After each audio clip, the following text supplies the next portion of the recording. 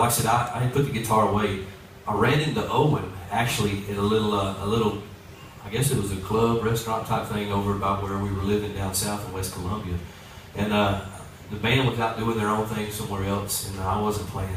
And I saw Owen, he was up there playing some songs, and man, when he sang, this dude's got one of the coolest voices that I've ever heard.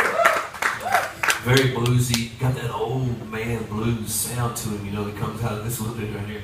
And so I heard that, and I was just mesmerized by it, And I was like, man, I gotta book some shows with this guy. But I wasn't playing at the time. So I walked up to him and said, hey man, would you like to play some acoustic gigs? He's like, well, sure. And he's like, do you have some? I'm like, well, no.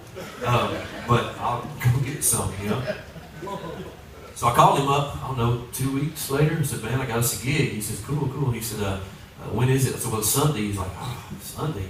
And I'm, yeah, it's a church. Got real quiet.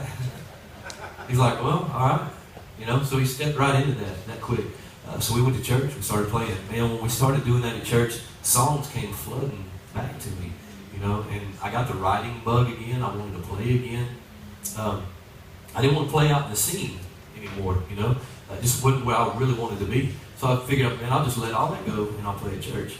It doesn't work that way. You don't just draw a line and say, now I'm good, then I was bad. It doesn't happen. I still wasn't satisfied. I'm like, well, God, I'm not happy just in church playing music. I'm not happy out in the scene just playing music. So either take this from me or give me, my place in this. Where am I supposed to be with this gift that you've given me? And that's when the TMCA idea came about, and that's kind of how this whole thing got started. So that's where the new CD came from, was all of that new experience in my life, and he was just giving me new song after new song. So. Well, pick one that you want us to hear and lay it on us.